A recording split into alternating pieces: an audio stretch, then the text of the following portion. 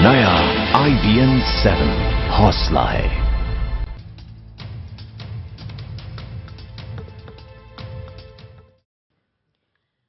चलिए, सबसे पहले बात धर्म परिवर्तन की करेंगे, क्योंकि आज का मुद्दा हम इसी पर चर्चा करेंगे। आज हंगामा हुआ सदन में भी इसको लेकर। अगर सारे दल राजी हों तो सरकार धर्म परिवर्तन पर के खिलाफ कानून बनाने के लिए तैयार है। आगरा धर्म परिवर्तन कांड पर विपक्ष के हंगामे के बाद आज संसदीय कार्य मंत्री वेंकैया नायडू ने ये बात सदन में कही है। विपक्ष सदन के सारे काम रोककर पहले इसी पर चर्चा के लिए अड़ा हुआ है, जबकि सरकार का कहना है कि धर्मांतरण के हर पहलू पर विस्तार से चर्चा होनी चाहिए। उधर गृह मंत्रालय ने भी इस मामले पर उत्तर प्रदेश सरकार से रिपोर्ट मांगी है।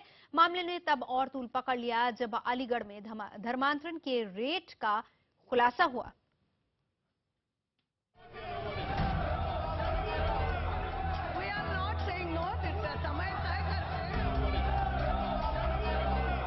आगरा धर्मांतरण कांड का शोर गुरुवार को भी सदन में गूंजा।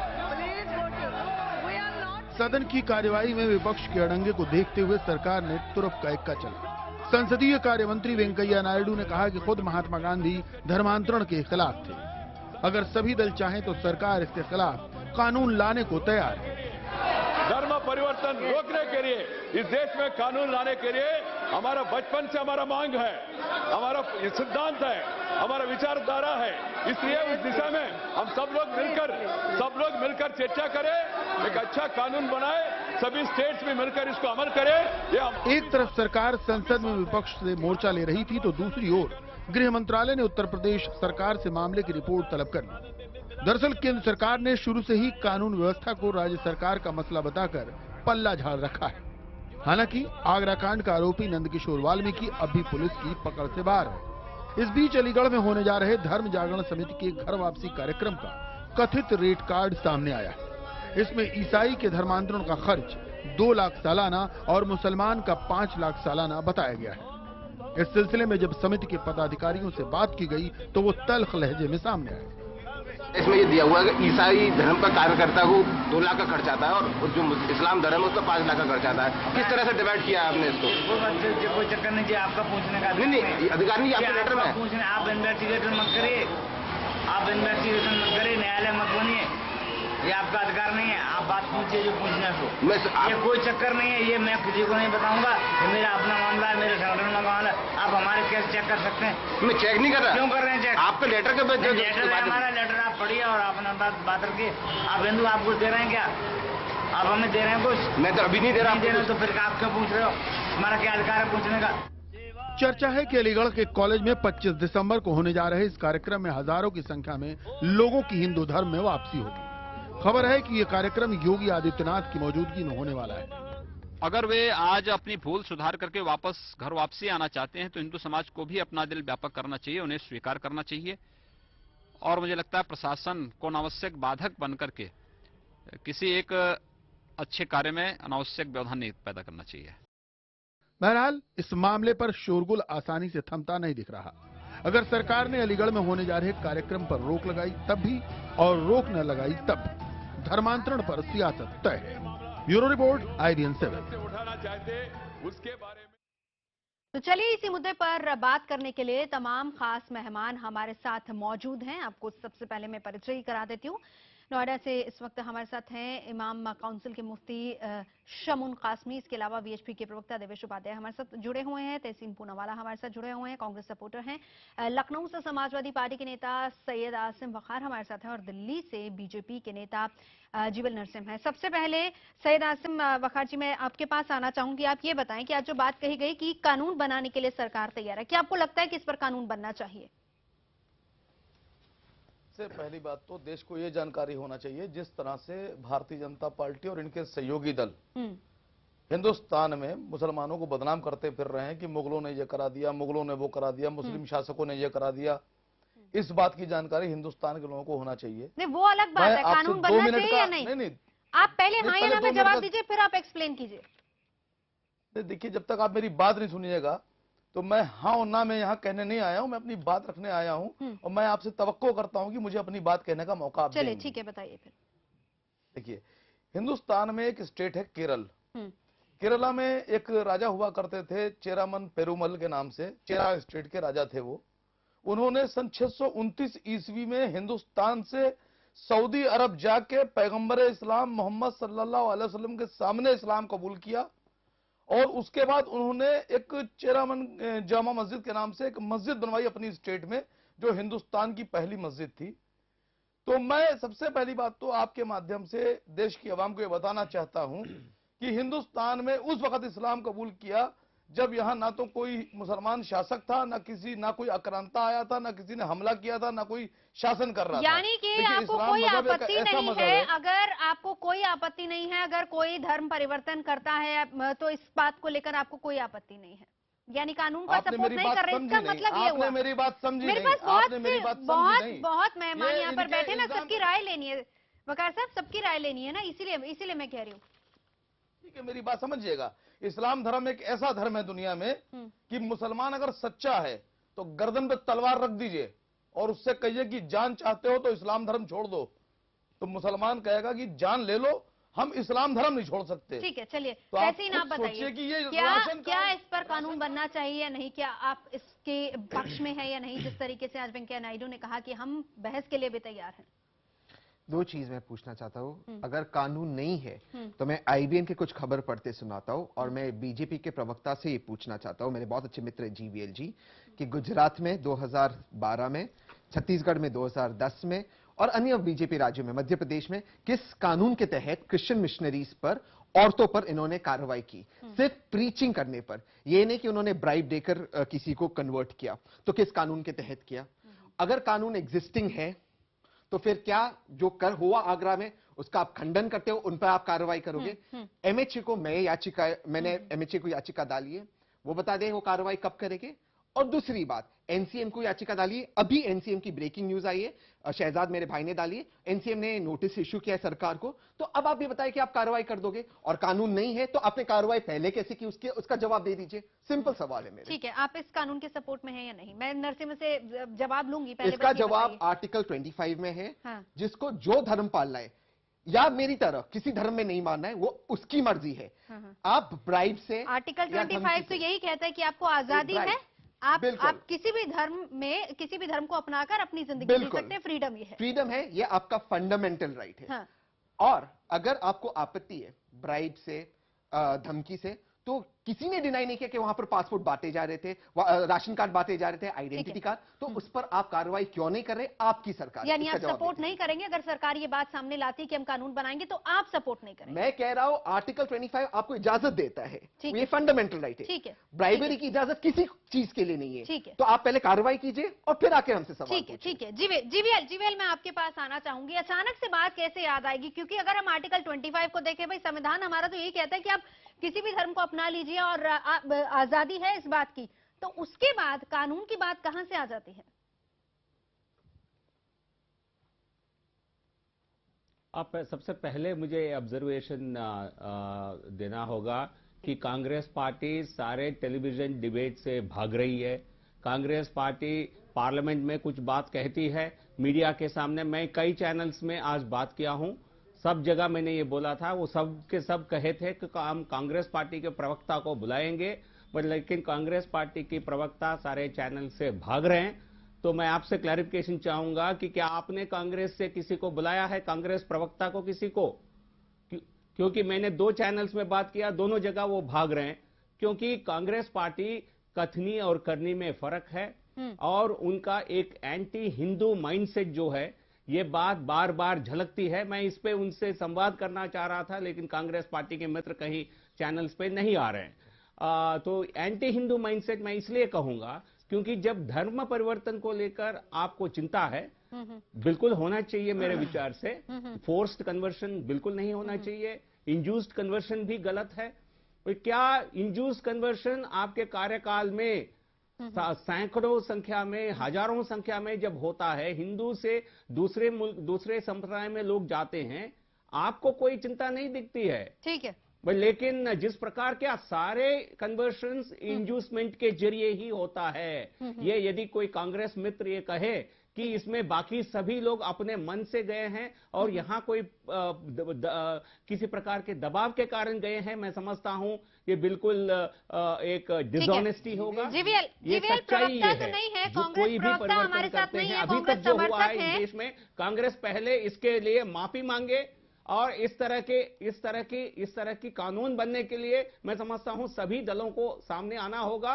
किसी प्रकार की माइनॉरिटी पॉलिटिक्स करने की जो कांग्रेस पार्टी की सोच है, रणनीति है, साजिश है, मैं समझता हूं। और सपा बसपा सभी इसी श्रेणी में आते हैं। आप तो संविधान के खिलाफ काम करते हैं और एक कानून बनना चाहिए जो राज्यों में बना है। जी जी, अब रुकिए, तहसीन हमारे साथ हैं, कांग्रेस सपोर्टर हैं, प्रवक्ता हमारे साथ नहीं। एक बार जवाब ले लेते हैं उनसे। तहसीन जीवीएल भाई, आपकी सारी बात मैं मानता हूँ। आप एक सवाल, कांग्रेस प्रवक्ता को किसी को कांग्रेस प्रवक्ता जानकारी दीजिए। कांग्रेस प्रवक्ता नहीं, कांग्रेस सपोर्टर मैं उसी पोजीशन में हूँ जिस पोजीशन में आप है। अब आप मेरी बात सुन लीजिए। अब सवाल ये है, सुन लीजिए मेरी बात, मैं स्पष्टीकरण मांग रहा हूँ। बात ये है जीवीएल जी, एक मिनट प्लीज बताइए। मैंने आपको बताया, आपने कांग्रेस पार्टी से अधिकृत प्रवक्ता को बुलाया नहीं बुलाया? अब आप मेरी बात सुनिए। प्रवक्ता हमारे साथ नहीं है, कांग्रेस सपोर्टर तहसीन हमारे साथ है, जो कि जवाब आप प्लीज क्लैरिफिकेशन दीजिए। ये जनता को ये जानना जरूरी है। जी, टॉपिक का डिबेट आप और मैं तो है नहीं जी। बीजेपी की लिस्ट में आपका भी नाम है नहीं, लेकिन चलो हम बात करते हैं, हम अपनी बात नहीं, आप बड़ी बात करते हैं। सुनिए जो जी, बात सुनिए, स्पष्टीकरण दीजिए। मैं ये बात हर चैनल पे कहने वाला हूँ, आज हमारे साथ हर चैनल पे ये कहने वाला हूँ। कांग्रेस सपोर्टर इस वक्त हमारे साथ है, ठीक है। कांग्रेस पार्टी क्यों भाग रही है, हम कोशिश करेंगे प्रवक्ता से भी बात करने की, लेकिन फिलहाल जवाब आप जवाब लीजिए पहले। जी तहसीन। जीवीएल जी, मूल सवाल ये है, कानून अगर बनाना है तो आपने किस कानून के तहत कार्रवाई की, पहले उसका जवाब दीजिए। नहीं बनना, अगर कानून को नहीं बना है कानून और आपको कानून बनाना है, मैं आपको कोई जवाब नहीं दूंगा। तहसीन, बात सुनिए, यदि कांग्रेस पार्टी को जवाब चाहिए तो कांग्रेस पार्टी अधिकृत प्रवक्ता आकर के सवाल आगरा में जो हुआ, मैं भी उनसे कुछ सवाल करूंगा। यहाँ आपकी तरफ से कोई, आप कांग्रेस पार्टी को रिप्रेजेंट नहीं करते हो। अरे सर, मैं हिंदुस्तान का नागरिक हूँ, मुझे अधिकार है मेरी सरकार से सवाल पूछने का। मोदी जी मेरे प्रधानमंत्री हैं, मुझे अधिकार है आपसे सवाल पूछने का। तो मैं बताऊंगा उनको। नहीं, मुझे अधिकार है हिंदुस्तान के नागरिक होते हुए सवाल पूछने का। मोदी मैं नहीं जवाब दूंगा। आप मेरे अधिकार नहीं छीन सकते। मैं आप एंकर को मेरे अधिकार नहीं छीन सकते। तो मेरा सवाल ये है कि आपने कौन से कानून के तहत कार्रवाई की क्रिश्चियन मिशनरी से खिलाफ? लेकिन आप कांग्रेस अगर कानून है तो आप कांग्रेस पार्टी के प्रवक्ता नहीं हो। Not fair. मैं आपके डिबेट पे आपको इस प्रकार की कोई स्टेटस नहीं दूंगा। आप कांग्रेस पार्टी से अधिकृत होकर आइए, हम आपसे चर्चा करेंगे। आपको मैं कांग्रेस तो मैं हो जाता हूँ, आपने कहा का, आपको मैं भी पर्सनल हो सकता हूँ। आप कहा कौन से कहां पर आप ये आप न सिर्फ चुनाव के समय क्या करते हैं, उन चीजों में हमें जाना नहीं है। ठीक है। आप सवाल का जवाब ये दीजिए सर, आप सवाल का जवाब ये दीजिए, आपने किस कानून के तहत कार्रवाई की थी पहले, और अगर कानून है या लाना चाहते तो उस कानून के तहत जो आगरा में उन पर आप कार्रवाई करेंगे या नहीं करेंगे? और दूसरा सवाल जीवीएल जी, वर्ल्ड हिंदू कांग्रेस में आपके मिनिस्टर्स गए हुए थे, आपके मिनिस्टर्स के वहां पर यह कहा गया कि पहली बार हिंदुस्तान में हिंदू सरकार आई है, सरकार सेक्युलर होनी चाहिए। क्या आप इस बात को मानते हैं कि आपकी सरकार हिंदू सरकार है? क्योंकि ये बात कही गई थी वर्ल्ड हिंदू कांग्रेस में। आप इसका जवाब करूंगा। ठीक है, चलिए, आपने कहा पार्टी टिप्पणी नहीं करेंगे, हम इस चीज को एग्जैजरेट नहीं करना चाह रहे क्योंकि बहुत लंबा हो रहा है। आप इसका जवाब नहीं देंगे, उसका देंगे, छोड़िए। हिंदुस्तान का नागरिक होने के नाते चलिए वो ये सवाल पूछ रहे, छोड़िए। मैं मानती हूँ कि वो कांग्रेस सपोर्टर भी नहीं है, कांग्रेस प्रवक्ता भी नहीं है, लेकिन अगर वो सवाल कर रहे हैं तो मेरे ख्याल से हमारे पैनल में बैठे तो जीवीएल कम से कम आप उनका जवाब दीजिए। ठीक है, आप कर सकती है, आप करिए, मैं हर प्रश्न का जवाब दूंगा। हमने उसको बुलाया, उसको नहीं बुलाया, हम उस चीज में नहीं अड़े, हम मुद्दे से नहीं भटके, हम मुद्दे आपके माध्यम से पूछता हूं। ठीक है तहसीन, रुकिए। मुफ्ती शमून कासमी जी, मैं आपसे जानना चाहूंगी, जिस तरीके से ये पूरी बहस चल रही, देखिए 70 साल से ये बात चली आ रही है, बहुत से लोग धर्म परिवर्तन करते हैं, तब से लेकर अभी तक तो इसको लेकर कोई बहस हुई नहीं, लेकिन अब इतनी ज्यादा इसको लेकर बहस छिड़ गई है। हमने देखा हिंदुस्तान में कितने धर्म परिवर्तन हुए हैं। देखिए, अहले दानिश ने बहुत सोच के उलझाया है, गैर मुमकिन है कि हालात की गुत्थी सुलझे। मैं ये कहना चाहता हूं कि कल से जो पॉलिटिकल पार्टी, खासतौर से कांग्रेस ने इस देश में 67 साल तक राज किया और ये सारे काम करके ही किया है, और अब एक अच्छी सरकार देश में है, अच्छा काम कर रही है, और मैं नहीं समझता हूं कि इन धार्मिक मामलों में, धार्मिक उन्माद में हमें देश को उलझाना चाहिए। ठीक है। बल्कि ये धर्म तो अपनी मर्जी की चीज है कि मैं किसे धारण करूं, मैं किसकी पूजा करूं, किसकी इबादत करूं, कौन से कपड़े पहनूं, क्या करूं, ये आदमी का उसका अपना अधिकार है। बिल्कुल। और ये धर्म के और अपना संविधान जो है वो भी इस बात की जमानत देता है कि हाँ, अगर किसी के साथ, जैसा कि आगरे का मामला सामने आया है या आगे आने वाला है कोई, उसमें यह है कि उसकी ये जरूर होना चाहिए कि कोई किसी के ऊपर जोर जबरदस्ती ना करे। अगर ऐसा करना आपराधिक मामले में आता है, ये जांच का विषय, उसकी जांच होनी चाहिए। तो बेसिकली आपराधिक मामला नहीं होना चाहिए। अगर कोई अपनी मन मर्जी से परिवर्तन कर रहा है धर्म, तो वो उसकी इजाजत जो कि कानून भी देता है। तो फिर ये बताएं, मेरा एक सवाल बस मेरा आपसे है कि अभी फिर क्यों लगता है आपको कि अभी ये मामला, क्योंकि 70 सालों से तो धर्म परिवर्तन चल रहा है, लोग चाहे अपनी मर्जी से चाहे फोर्सफुली, लेकिन क्या बीजेपी की सरकार है इसलिए इस मामले को ज्यादा तूल दिया जा रहा है? देखिए, मैं आपको बता दूं कि बीजेपी की सरकार हो या इससे पहले की सरकार हो, मैं सबसे पहले कहना चाहता हूं कि हजरत मोहम्मद सल्लल्लाहु अलैहि वसल्लम, जैसे अभी मुझसे पहले एक साहब ने कहा कि दुनिया में इस्लाम जो जिंदा है या इस्लाम के अंदर जो कशिश है, वो सारा जो जितने आप सारे धर्मों को उठा के देख लीजिए, मैं किसी धर्म का आलोचक नहीं हूं। सारा धर्म नाम खुशबुओं का है, धर्म नाम है प्यार का, करुणा का, त्याग का। ठीक है। आज क्या है कि मैं आपको बताऊं कि किसी ने कहा कि घर से मस्जिद जरा दूर चलो, यूं कर लें, किसी रोते हुए बच्चे को हंसाया जाए। आज जरूरत देश में इस बात की है, जैसे कि उन लोगों के सामने आया कि आज उनके बच्चे अशिक्षित हैं। आज हजारों बच्चे, लाखों करोड़ों बच्चे, आज हमारा नोबेल पुरस्कार जो मिला है वो बच्चों के कल्याण के लिए मिला है। तो हमें सोचना चाहिए कि शिक्षा का अधिकार उस दिन होगा हमारा सपना साकार कि एक कलेक्टर का बच्चा, एक मिनिस्टर का बच्चा एक ही स्कूल के अंदर शिक्षा ग्रहण करे, तब हमारे अंदर ये परिवर्तन आएगा। फिर हम देखेंगे कौन से धर्मों की लड़ाई नहीं होनी चाहिए, धर्मों की लड़ाई नहीं होनी चाहिए। और अगर धार्मिक लड़ाई रहेगी तो हम आगे नहीं जा सकते। ठीक है, वकार साहब ये बताइए, बड़े अच्छे तरीके से मुफ्ती शमून कासमी ने बहुत अच्छे तरीके से समझाया है कि भाई अगर हमारे पास एक अच्छी सरकार है तो हम धर्म के बीच में ना हो जाए। तो हमारा संविधान भी हमें ये इजाजत देता है कि हम किसी भी धर्म का पालन करें। हम क्यों नहीं देश को आगे बढ़ाने की बात करते हैं? क्या क्योंकि देखिए 70 सालों से धर्म परिवर्तन होता है, पहले इस तरह की बातें कभी नहीं उछली। क्या बीजेपी की सरकार है इसलिए आप ये बात उछाल रहे हैं?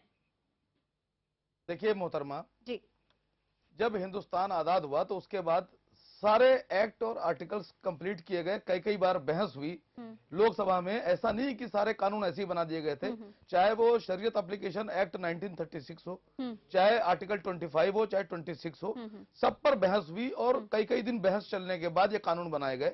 और हर आदमी को अपने धर्म को अपने हिसाब से मानने का अधिकार है। मैं समझता हूं कि अगर दोबारा से कानून बनाएंगे तो उसमें ऐसा कहीं से नहीं लिखा जाएगा कि नहीं किसी को जबरदस्ती आप धर्म परिवर्तन करा लें। कानून के दायरे में रहते हुए यही फिर से कानून बनाया जाएगा कि अगर कोई आदमी अपनी मर्जी से धर्म कबूल करना चाहता है, किसी दूसरे धर्म में जाना चाहता है, तो उसको जाने का हक है। ये कानून तो पहले से बना हुआ है। दूसरी बात, मैं जो कहना चाह रहा था आपसे कि जिस तरह से अभी आपने देखा होगा एक वीडियो कैसेट सामने आई थी, इससे पहले भी कई बार हुआ कि कल मैं टाइम्स नाउ पे बैठा हुआ था तो एक मसला ये आया कि प्रवीण तोगड़िया का नाम उसमें आया था कि लोग ये कहते हैं भारतीय जनता पार्टी से जो सहयोगी दल हैं जुड़े हुए, आरएसएस से जो जुड़े हुए लोग हैं, कि अगर नहीं कबूल करोगे डराते हैं कि तुम्हें बांग्लादेशी कह के भगा दिया जाएगा, दबाव बनाते हैं, कभी कुछ कहते हैं कभी कुछ कहते हैं। तो मैं ये चाहता हूं कि ये जो दबाव और डर और धमकी की राजनीति चल रही है, ये जिस तरह भारतीय जनता पार्टी के सहयोगी दल काम कर रहे हैं और भारतीय जनता पार्टी उनको बढ़ावा दे रही है, ये अब उत्तर प्रदेश में काम नहीं करेगा। मैं आपके चैनल पे एक बात पूछना चाहता हूं मोहतरमा। वकार साहब 1 मिनट रुके, बस आपने जो क्वेश्चन किया ना, मैं उसका जवाब देवेश जी से ले लूं, स्टूडियो में ही बैठे हैं। जी देवेश जी। देखिए, वकार साहब ने शुरू में एक बात कही कि जिसकी गर्दन पर छुरा भी रख दिया जाए, अगर वो सच्चा मुसलमान है तो वह धर्म परिवर्तन नहीं करेगा। आगरा की घटना में अगर उन लोगों ने धर्म परिवर्तन किया है तो वकार साहब ये मानते हैं क्या कि वो सच्चे मुसलमान नहीं है? और अगर ये बात ठीक है कि वो सच्चे मुसलमान नहीं है, इसका मतलब ये है कि निश्चित रूप से वो हिंदू थे, वो कहीं ना कहीं उनको धर्म परिवर्तन करके आप मेरी बात का जवाब दीजिए। वो लोग कह रहे हैं कि धर्म परिवर्तन की बात ही नहीं है। मैंने बहुत पेशेंस से सुना आपको, आप पेशेंस से सुना है, आपसे ज्यादा ऊंची आवाज है मेरी, सुन लीजिए। आप लोगों ने ये बात कही थी आपसे कि राशन कार्ड के लिए फोटो खींचा जाएगा, आधार कार्ड वाले लोग आएंगे, अधिकारी लोग आएंगे, आपने धोखेबाजी की, इंटरव्यू दे चुके हैं ये बात का। थोड़ा सुनने की, जवाब ले लीजिए, बस जवाब ले लीजिए, उसके बाद मैं आपके पास आती हूँ। आराम से सुनिए। अगर वो वास्तव में वो सच्चे मुसलमान नहीं थे तो ये बात सही है कि उन्होंने अपने घर में वापसी की है, फिर उसका प्रमाण भी साथ साथ ये है कि आप कल से और परसों से वो कैसेट देख रहे होंगे जिसमें वो लगातार हवन कुंड में आहुति डाल रहे हैं। वहां किसी ने उनका हाथ नहीं पकड़ रखा है, उन्होंने वहां पर किसी ने पीछे बंदूक नहीं लगा रखी है। फिर टेलीविजन के रिपोर्टर वहां मौजूद हैं, उनसे जब प्रश्न किया गया कि क्या आपको कोई जबरदस्ती लेके आया, तो उन्हीं के व्यक्ति ने कहा नहीं, हम अपनी स्वेच्छा से आए हैं, हम पर कोई दबाव नहीं है, हम स्वयं हिंदू बन रहे हैं। फिर अगली चीज, जब आप कानून बनाने की बात करते हैं तो ये निश्चित समझ लीजिए, तो आपको समझ में आएगा उन्होंने क्या कहा। अरे आप जब बोल रहे थे मैं तो नहीं बोला था। 1948 से इस विषय की मांग हो रही है। दुर्भाग्य इस देश का रहा कि अंग्रेजों से शासन आया और नेहरू जी के हाथ में आया, और अंग्रेजों से एक मिनट, हाँ बिल्कुल, आप अपनी बात कहना, बाद में जब मैं बोल लूं तब कहिएगा। आप जब कहना, अभी आपको कोई अधिकार नहीं है। जब कांग्रेस की सरकार आई तो अंग्रेजों से यह पैक्ट हुआ कि हमको धर्मांतरण के लिए छूट देने का कार्य इस देश में बना रहना चाहिए, और इसलिए वह जो आर्टिकल 25 है, आर्टिकल 25(1) है और 26 है, यहां पर एक 26 में कहा कि धर्म की स्वतंत्रता और प्रचार प्रसार, ये जो प्रचार प्रसार शब्द है बहुत ही खतरनाक है। और मैं निवेदन कर दूं, देश आजाद हो गया था, इस देश के अंदर जो ईसाई था वो ईसाई रहना चाहिए था, जो इस देश के अंदर मुसलमान था वो मुसलमान रहना चाहिए था, और और जो हिंदू था वो हिंदू रहना चाहिए था। लेकिन ये प्रचार प्रसार की अनुमति किसके लिए दी गई? किसका प्रचार प्रसार होना था इस देश के अंदर? आजाद हो गया था मुल्क। देवेश जी, वो तो फिर आप पर भी लागू होता है। हाँ बिल्कुल होता है, बिल्कुल आप पर लागू होता है। इस देश के अंदर केरल की जनसंख्या हिंदू की उठाइए, मिजोरम की उठाइए, त्रिपुरा की उठाइए, अरुणाचल प्रदेश की उठाइए, उड़ीसा की उठाइए, किसी भी प्रांत के अंदर जो हिंदू था वो निरंतर घटता चला गया, और उसके बाद जो ईसाइयों की संख्या है, जो मुस्लिमों की संख्या है, वो निरंतर बढ़ती गई। तो इस देश के अंदर बहुसंख्यक ने लगातार अपने ऊपर होते थे अत्याचारों को स्वीकार किया है, और आज का परिणाम यह है कि एक जो घटना घर वापसी की हुई है, उस घटना पर सारे देश के अंदर बवाल हो रहा है। लेकिन मुझे अभी तक ये समझ में नहीं आया, माफ कीजिएगा देवेश जी, कि संविधान जब इजाजत दे रहा है, ये तो इंडिविजुअल की इच्छा है, ये तो हर इंडिविजुअल की इच्छा है कि वो चाहे हिंदू धर्म का पालन करे, चाहे मुस्लिम का करे, चाहे ईसाई का करे। तो इसकी जांच हो रही है, फिर काय के लिए परेशानी है? तो फिर इतना हंगामा क्यों? हंगामा कौन कर रहा है? अरे अच्छा हवन हो गया था, वो अपने घर वापिस आ गए थे, सारे चैनलों पे विषय चला, सारे विपक्षी चिल्ला रहे हैं। संक्षेप में बताइए, ब्रेक लेना है हमको। 2 सवाल।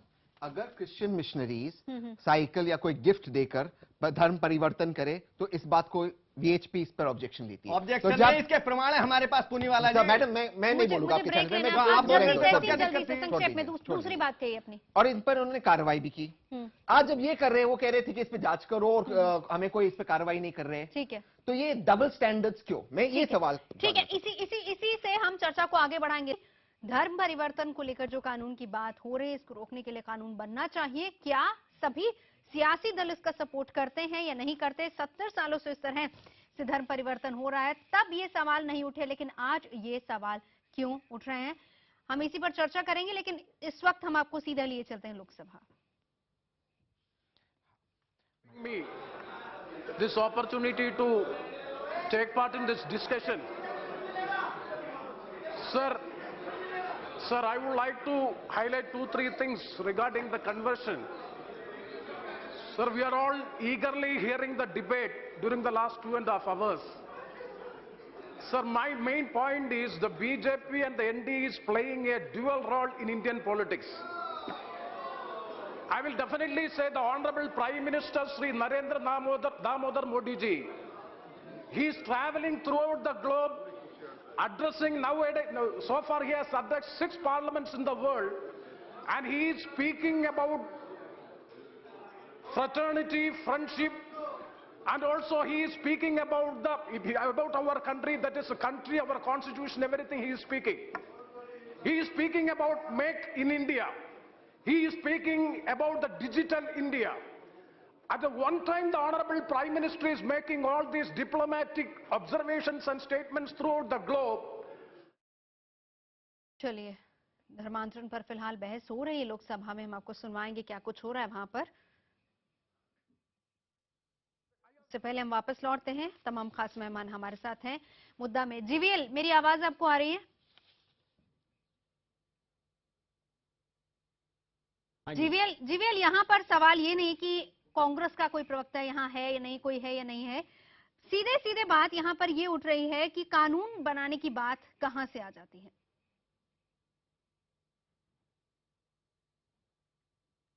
अब देखिए, कई राज्यों में ऐसे एंटी कन्वर्शन लॉस बन चुके हैं पहले से। तो ऐसा ये बात ये नहीं है कि पहली बार देश में ऐसा कोई विषय उठ रहा है। हाँ। जब संसद में सारे अपोजिशन पार्टीज ये इतनी बड़ी चिंता व्यक्त करते हैं कि कुछ सैकड़ों लोग कन्वर्ट किए हैं और उनका ये कहें किसी प्रकार के दबाव नहीं था।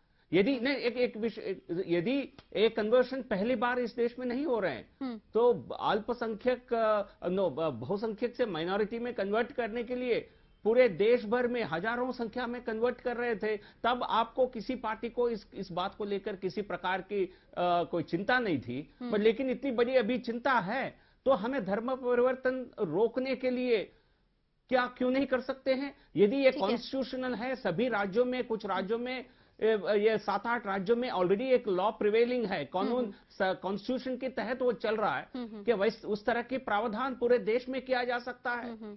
तो इसलिए मैं समझता हूं हमारी सरकार इसमें पहल करेगी। ठीक है। सारे राजनीतिक दल ये, यदि उनके आर्ग्यूमेंट्स में कोई खोखलापन ना हो, यदि कोई डबल स्टैंडर्ड ना हो, तो इस बिल को समर्थन सबके सब सहमत करना चाहिए। ठीक है। लेकिन ये बताएं कि ये बताएं कि आप ही के तो सांसद साथ दे रहे हैं उनका। अब 25 दिसंबर को जो कार्यक्रम हो रहा है, जहां पर जिसको घर वापसी का नाम दिया गया है, उसमें तो आप ही के सांसद हैं योगी आदित्यनाथ। वो कह रहे हैं कि वो वहां पर मंच पर मौजूद होंगे, गौतम जी वहां पर मौजूद रहेंगे।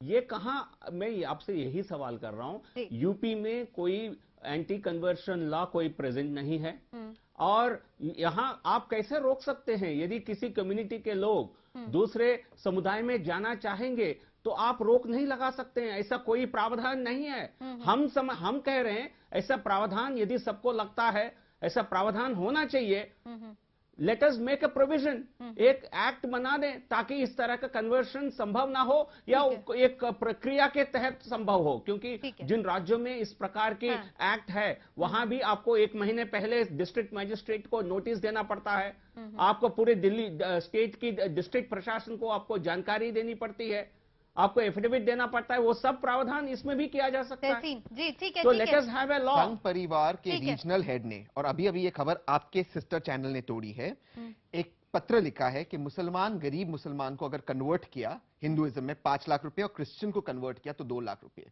मिलेंगे। ये बात को किसी ने नहीं ठुकराई। क्या जीवीएल जी इस बात को मानते कि ये बात सही है या गलत है? पहली बात। दूसरी बात, जवाब लेते जाते थे। एक मिनट जी, जीवीएल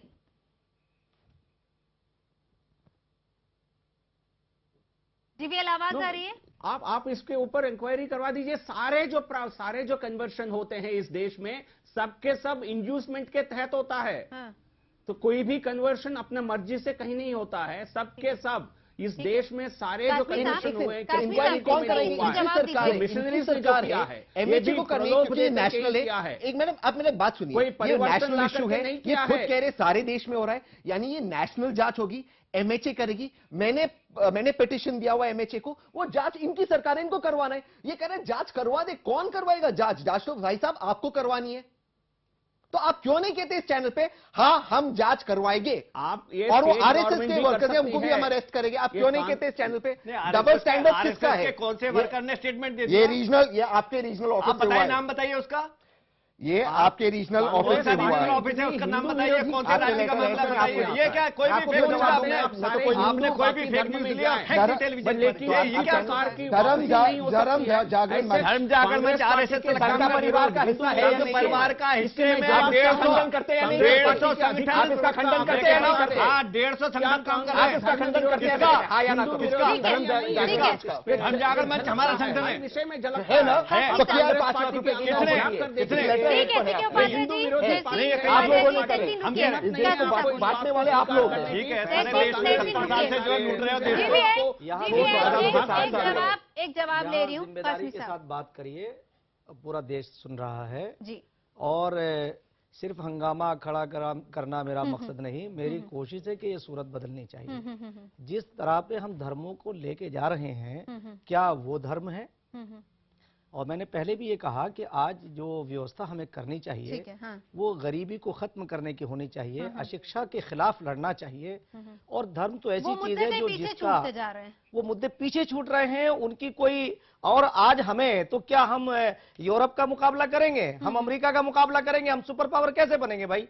आपस में लड़ने वाला मुल्क, लड़ने वाली कौम, लड़ने वाली कम्युनिटी कभी जो है वो विश्व का नेतृत्व नहीं कर सकती, देश का भी नेतृत्व नहीं कर सकती। तो इसलिए देश को एक अच्छी व्यवस्था बनाने की जरूरत है, एक चेंज लाने की जरूरत है। इन मुद्दों को ज्यादा हवा देने की जरूरत यूं नहीं है। और धर्म परिवर्तन के लिए लालच देना कोई भी करे वो गलत है। और अगर कोई आदमी अपनी ख्वाहिश से कर रहा है तो उसके ऊपर कोई रोक भी नहीं लगा सकता। ऑल इंडिया इमाम काउंसिल के जनरल सेक्रेटरी हैं जो कि सीधे तौर पर यह बात कह रहे हैं कि आपका अपनी इच्छा है कि आप कौन सा धर्म अपना रहे हैं और इस तरह की चीजों को ज्यादा बढ़ावा नहीं देना चाहिए। हज़रत मोहम्मद सल्लल्लाहु अलैहि वसल्लम ने खुद कहा कि ला इक्राह फिद्दीन, दीन में कोई जबर नहीं है। देवेश जी बताइए। मैं निवेदन कर दूं, आप देखिए मीनाक्षीपुरम की घटना कांग्रेस के समय की घटना, दूसरी घटना कंधमाल की कांग्रेस के समय की घटना, त्रिपुरा, अरुणाचल प्रदेश, मिजोरम, सारे राज्यों की सरकार कांग्रेस की, केरल उस समय कांग्रेस की सरकार। इतने दिनों तक उन स्थानों पर धर्मांतरण होता रहा। 70 के दशक में पेट्रोल डॉलर अरबों खरबों रुपयों के रूप में इस देश के अंदर आते रहे। कश्मीर के 3,50,000 हिंदू, कोई भी अपना घर इसलिए नहीं छोड़ता है कि या तो विकास के लिए जाएगा या वहां पर परेशान हो जाएगा इसलिए छोड़ेगा। ये कश्मीर के 3.5 लाख हिंदू आज छोड़ने के लिए क्यों मजबूर हुए? आखिर क्या कारण था? या तो मुसलमान हो जाओ या तो फिर इस राज्य को छोड़ दो। ये सारा का सारा इतिहास हमारे सामने आजाद हिंदुस्तान की घटना है। और कांग्रेस लगातार मुंह बंद करके बैठी रही। आज जवाब मांग रहे हैं, जांच की बात कर रहे हैं। सॉरी, बीजेपी की सरकार है इसीलिए इसको ज्यादा बढ़ावा दिया जा रहा है। 70 साल से धर्म परिवर्तन हो रहा है, इतना ज्यादा हंगामा नहीं हुआ कभी। मैं आपसे 2 सवाल पूछता हूँ। एक है कि अगर आप कहते हो कि पहली बार बीजेपी की सशक्त सरकार आई है, हिंदू सरकार आई है, तो क्या वाजपेयी जी हिंदू नेता नहीं थे? क्या नरसिम्हा राव जी हिंदू नेता नहीं थे? तो ये जो बात है, क्या जीवीएल जी और जो आरएसएस के हिंदू जागरण मंच के प्रवक्ता ये बात मांगते हैं पहली बार आई है? और क्या सरकार को हिंदू और मुस्लिम सरकार होनी चाहिए या सरकार को सेक्युलर होनी चाहिए? पहले इस चीज का ये जवाब दे, फिर आके दूसरों पर नहीं। लेकिन देखिए यहाँ पर एक और चीज है, इनके हिंदू वर्ल्ड हिंदू कॉन्फ्रेंस में इनके मिनिस्टर्स के सामने कहा गया पहली बार हिंदू सरकार आई है, ये बात कही गई थी, इनके मंत्री थे वहां पर। ठीक है, लेकिन इसके साथ साथ ऐसी एक और बड़ा सवाल है कि बहुत ज्यादा हंगामा हो रहा है। आपके समय में भी जब सरकार थी तब इतना हंगामा नहीं हुआ और तब आपने भी ये नहीं कहा कि हम कानून लेकर आएंगे। अब अगर कानून एग्जिस्ट करता है, आर्टिकल 25 ये कहता है आपको जो धर्म को मानना है मान सकते हैं, ठीक है, कोई अपनी मर्जी से जो धर्म, लेकिन वही मैं आपसे वही तो मेरा सवाल है। अगर ये कहते हैं कि क्रिश्चियन मिशनरीज को अरेस्ट करते, जो मैंने आपको आईबीएन के आर्टिकल्स बताए धर्म प्रीच करने के लिए, तो उसी आज से इनकी जो 5 लाख के रिश्वत है उनको कब कार्रवाई करेगी उनके ऊपर? एक के लिए कानून होना चाहिए, दूसरे के लिए होना चाहिए। आप जो कह रहे कानून है, देखिए इस देश के अंदर राज्यों ने अलग अलग कानून बनाए। मध्य प्रदेश ने कानून बनाया, उड़ीसा ने बनाया, लेकिन वो उन्होंने स्वयं समाप्त किया, बाद में फिर लागू हुआ। इसी प्रकार से मध्य प्रदेश में होना चाहिए उपाध्याय जी, आपका मतलब मैं एक निवेदन कर दूं, मैं 5 लाख 2 लाख सही है। उत्तर प्रदेश के अंदर मेरठ के अंदर बाछू गांव में लुई पीटर नाम के एक ईसाई पादरी ने वहां पर हिंदुओं को क्रिश्चियन बनाया। फिर जब उनकी घर वापसी हुई तो वह लुई पीटर कोर्ट में गया, उसने कहा इनको वापिस कर लिया है। तो कोर्ट ने कहा कि आपने जो धर्मांतरण किया है उस समय भी आपको उतना अधिकार था जितना अधिकार इनको घर वापसी का है। तो जहां तक संविधान की मंशा है वो साफ समझ में आती है। लेकिन पैसे क्यों दे रहे हैं?